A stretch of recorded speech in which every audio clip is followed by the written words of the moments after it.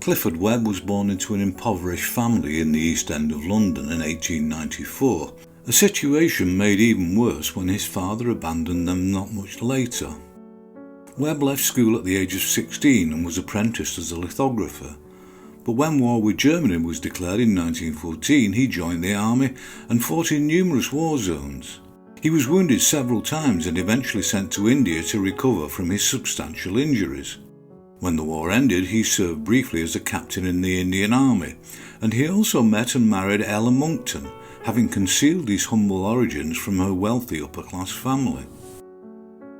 The couple returned to England soon after, and Webb enrolled at the Westminster School of Art in London, where he became particularly adept with watercolours and wood engraving. He graduated in 1922 and took a job as a part-time lecturer at Birmingham School of Art, and he stayed in this post for another 4 years while he slowly but surely made headway with his own creative endeavours. So throughout most of the 1920s he continued to paint, but the bulk of his output was in the form of limited edition prints, virtually all of which demonstrated his enviable skills as a wood engraver. It was in 1929 that Webb undertook his first commission as an illustrator, with an edition of Arthur Ransom's book Swallows and Amazons, which was published in the following year. He created a collection of black and white full-page images which were capable enough but not overly distinctive and did no more than hint at his real abilities. And I don't know for sure, but they look very much like they were drawn in pen and ink rather than engraved. The Story of Noah, published in 1931, was a fanciful reimagining of the biblical story, for which Webb also wrote the text, which was hand-lettered on each page to accompany the naive but agreeable images. And although executed in monochrome in a similar style to the Ransom book, the scenes he created were considerably more playful and character-based. And where Swallows and Amazons had been an illustrated novel, Noah was intended more as a picture book for young children. In 1932 he returned to Arthur Ransom's work with the sequel Swallowdale, which predictably followed the identical pattern to the earlier book, and it enjoyed similar success despite the relatively uninvolved nature of the images. The same year saw the publication of the picture book For the Moon, written with the barest minimum of text by his wife Ella, and this was Webb's debut as a colour illustrator.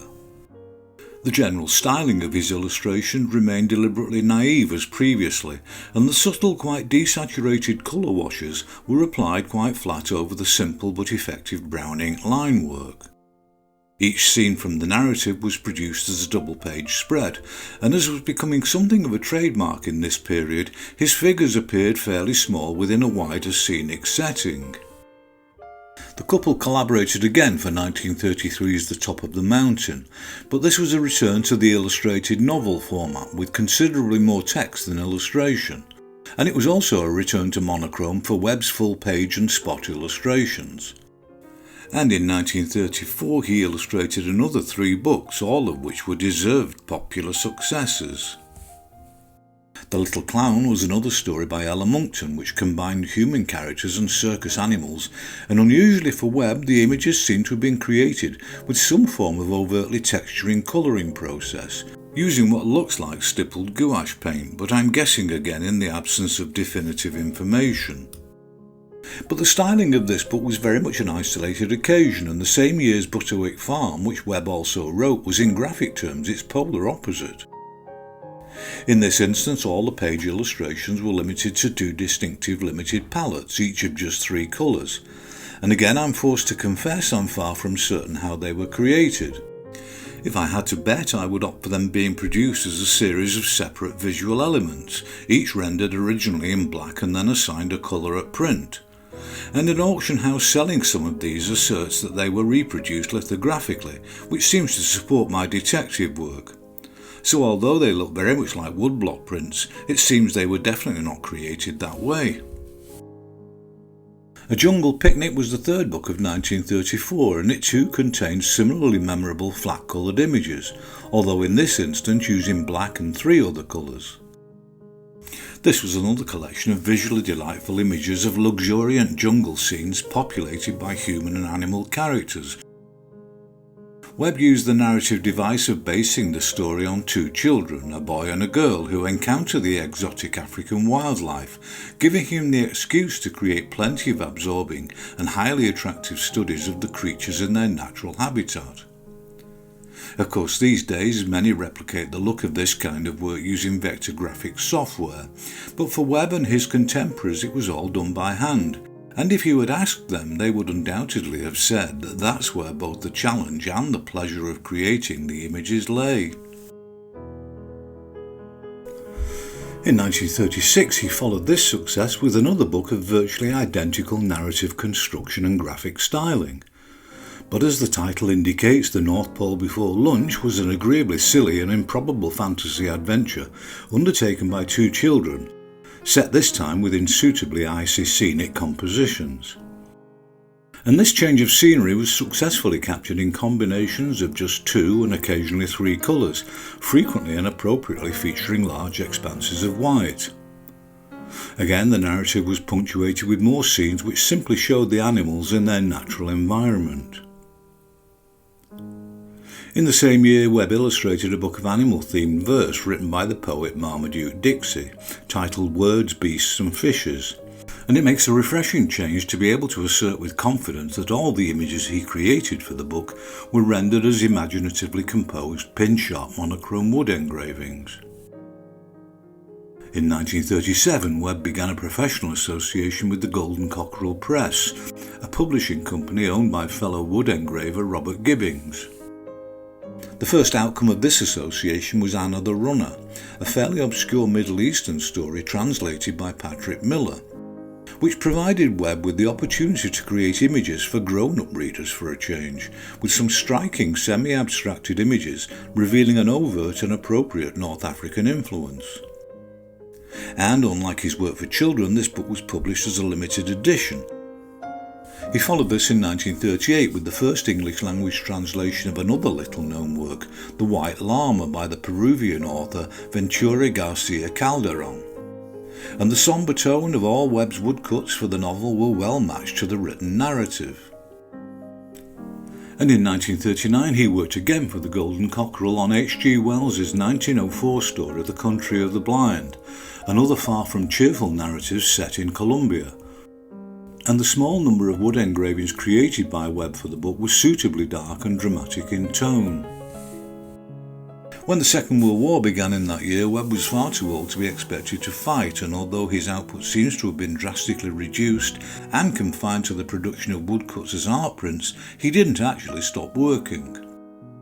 In 1945 he illustrated another book for the Golden Cockerel, an account of the First Crusade, translated from the original Latin, as another limited edition for serious bibliophiles with deep pockets. And again his wood engravings proved to be a suitably dramatic medium for the nature of the commission. In 1947 he returned to children's illustration and the story of Noah's Ark.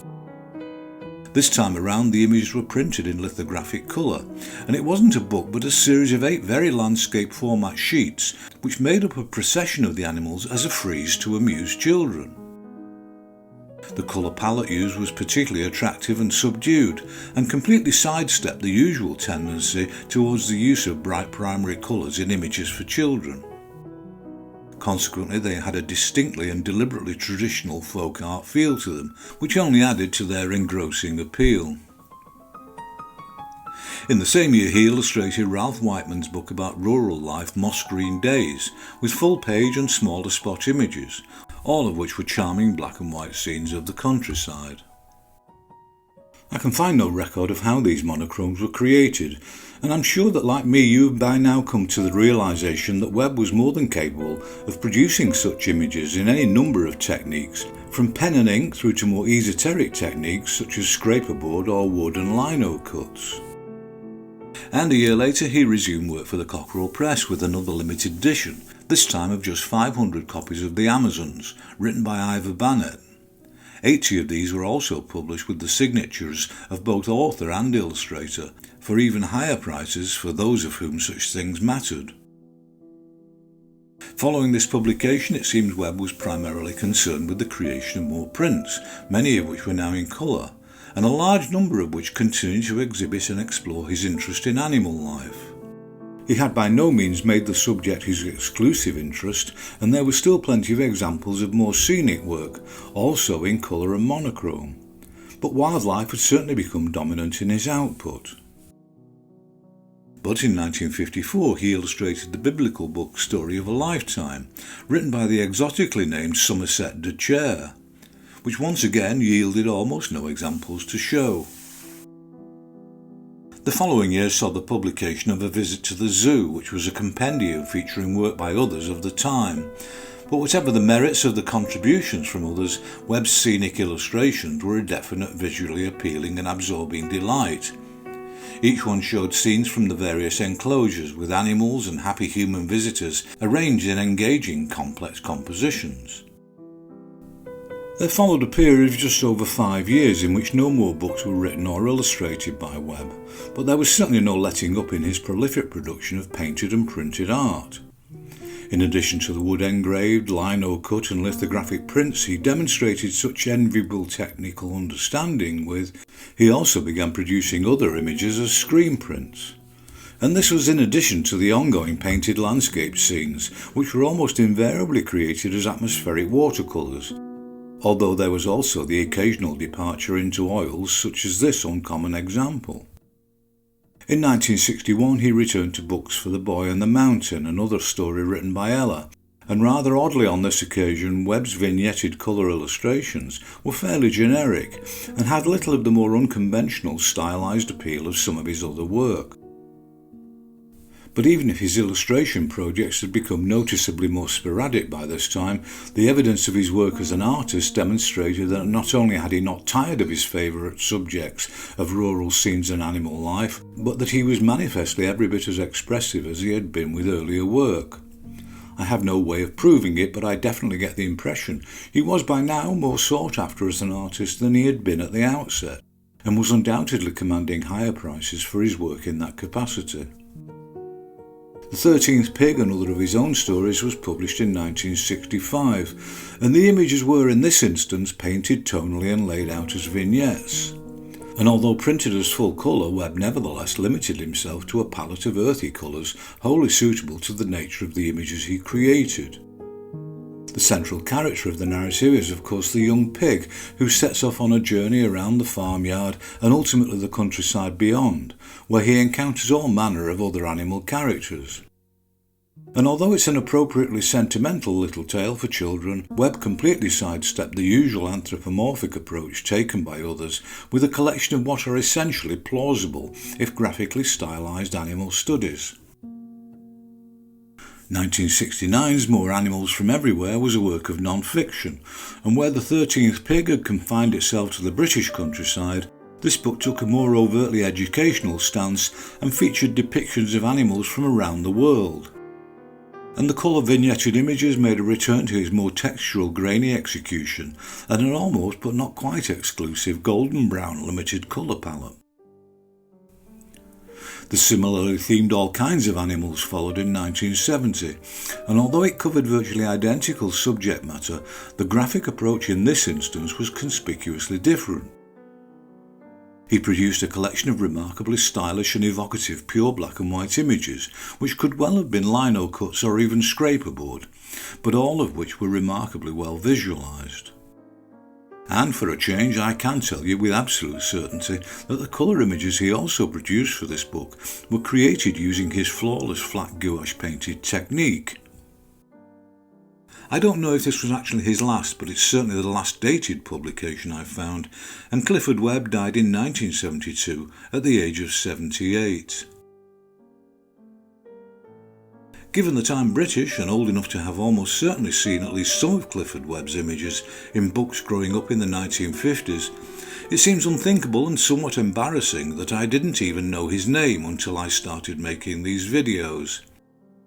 He remains poorly remembered by most, even in his own country, so if this shines a little light on this talented artist and illustrator, I'll consider it another job well done. And if you need more persuasion, here are a few more examples of his creativity and skills to end with.